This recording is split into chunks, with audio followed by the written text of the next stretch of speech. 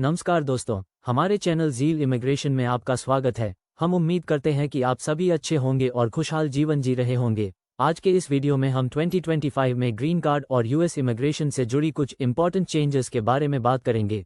जैसे ही 2025 की शुरुआत हो रही है, यूएस इमिग्रेशन और ग्रीन कार्ड प्रोसेस में कई बड़े चेंजेस हो सकते हैं।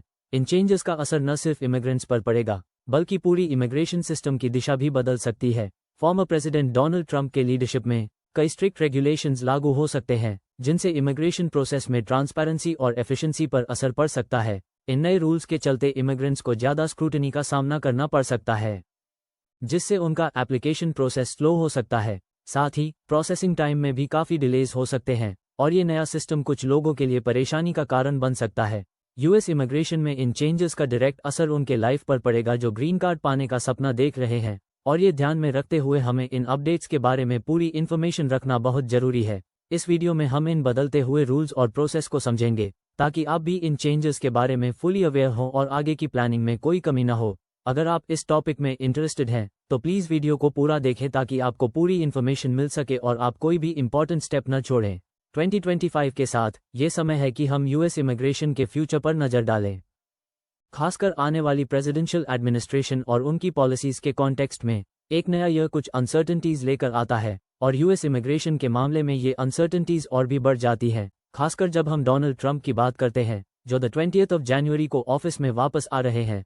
उनकी पॉलिसीज़ और लीडरशिप स्टाइल पर काफ़ी डिबेट हो चुकी है, खासकर ये कैसे इमिग्रेशन को अफेक्ट करेगी। एक बात तो क्लियर है, यूएस इमिग्रेशन का लैंडस्केप उनके लीडरशिप में काफ़ी बदलने वाला है।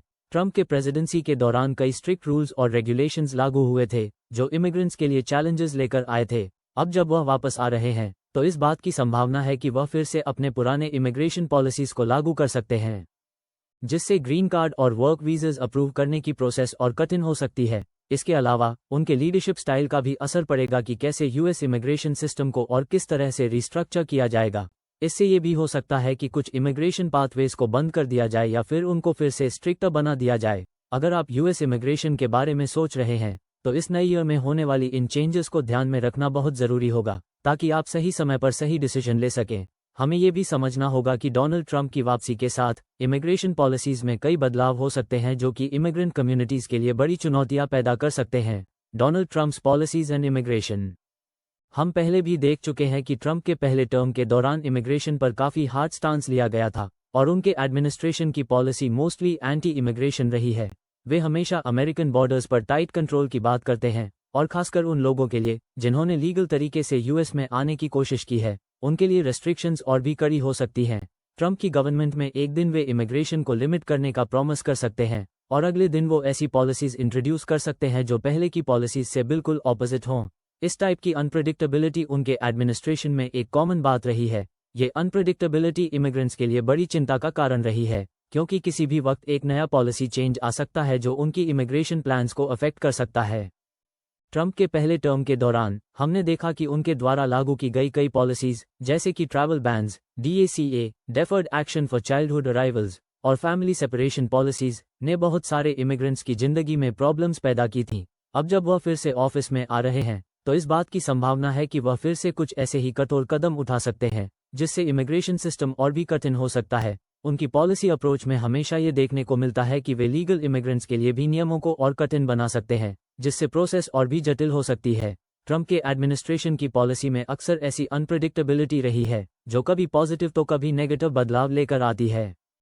वे इमिग्रेशन सिस्टम को स्ट्रिक्ट करने की कोशिश कर सकते हैं, जिससे इमिग्रेंट्स के लिए चैलेंजेस बढ़ सकते हैं। As an example, work visas, green card और असाइलम सीकर्स के लिए आवेदन की प्रोसेस में डिलेज और स्ट्रिक्टर रिक्वायरमेंट्स लागू हो सकते हैं, जो आने वाले समय में इमिग्रेंट्स के लिए काफ़ी मुश्किलें पैदा कर सकते हैं।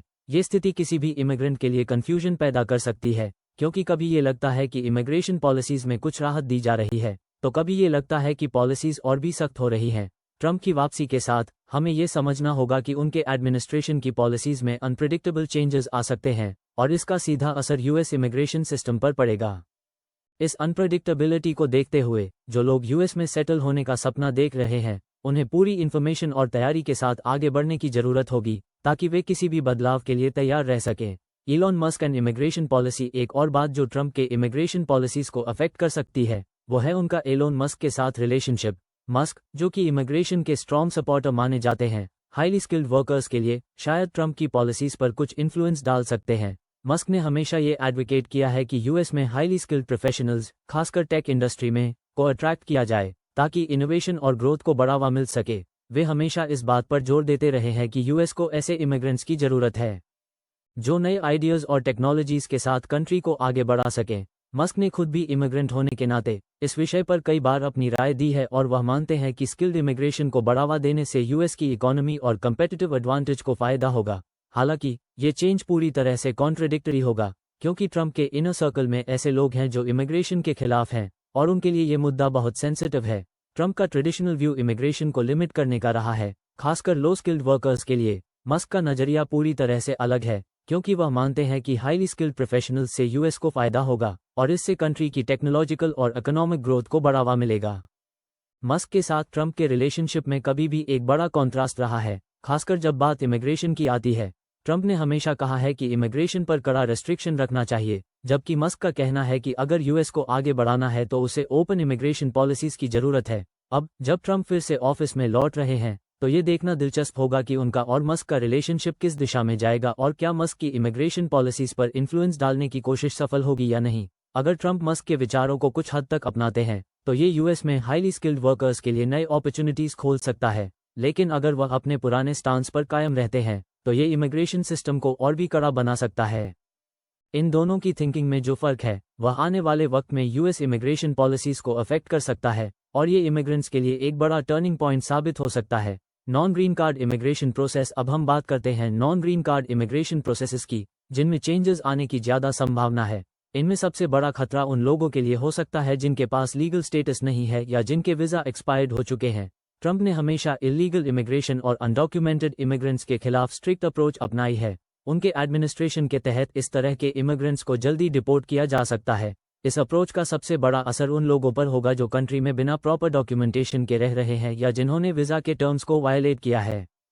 इसके अलावा जो टेम्पररी रिलीफ प्रोग्राम्स जैसे कि ह्यूमैनिटेरियन पैरोल, असाइलम और टेम्पररी प्रोटेक्टेड स्टेटस (टीपीएस) हैं, वे भी खत्म हो सकते हैं। ये प्रोग्राम्स उन्हीं लोगों के लिए हैं जो स्पेसिफिक कंडीशंस के तहत यूएस में रह रहे हैं, जैसे कि नेचुरल डिजास्टर्स, आर्म्ड कॉन्फ्लिक्ट्स या अन्य ह्यूमैनिटेरियन रीजंस। इन प्रोग्राम्स का एंड उन इमिग्रेंट्स के लिए बड़ी मुश्किलें पैदा कर सकता है जिनकी स्थिति अनस्टेबल है और जो टेम्पररी स्टेटस पर यूएस में रह रहे हैं।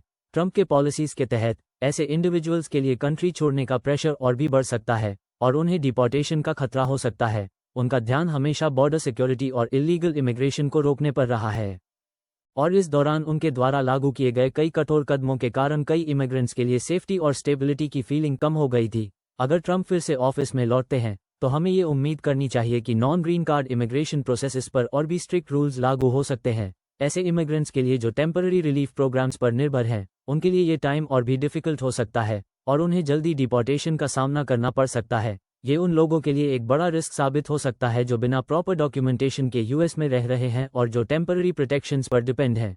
नॉन ग्रीन कार्ड इमिग्रेशन के मामले में आने वाले चेंजेस के चलते जो लोग इन टेम्पररी प्रोग्राम्स पर रिलाई कर रहे हैं, उन्हें अपनी कंडीशन को फिर से एवेल्युएट करने की जरूरत होगी ताकि वे इन चेंजिंग सर्कमस्टांसेस में सही डिसीजंस ले सकें। ट्रंप की वापसी के साथ ये देखना इंपॉर्टेंट होगा कि क्या उन्होंने अपनी ओल्ड अप्रोच को अडॉप्ट किया या फिर कुछ नए चेंजेस किए जो इमिग्रेंट्स के लिए कम चैलेंजिंग हो। अब हम बात करते हैं वर्क बेस्ड इमिग्रेशन की, खासकर H-1B वीज़ा प्रोग्राम की। H-1B वीज़ा यूएस कंपनीज को फॉरेन वर्कर्स को स्पेशलाइज्ड जॉब्स में हायर करने की परमिशन देता है। ट्रंप के पहले एडमिनिस्ट्रेशन में इस वीज़ा को लेना पहले ही मुश्किल हो गया था और ये प्रोसेस आगे और भी टफ हो सकता है। ट्रंप के दौर में कई चेंजेस किए गए थे जिनसे इस वीज़ा को पाने के लिए कई न्यू रूल्स और रेगुलेशंस लागू हुए थे, जिससे इमिग्रेंट्स को चैलेंजेस का सामना पड़ा था। H-1B वीज़ा होल्डर्स के लिए अब ये प्रोसेस और भी मुश्किल हो सकता है क्योंकि ट्रंप का फोकस हमेशा अमेरिकन जॉब्स को प्रोटेक्ट करने पर रहा है और उनका मानना था कि फॉरेन वर्कर्स को यूएस में आने से पहले ज़्यादा स्क्रूटनी से गुजरना चाहिए।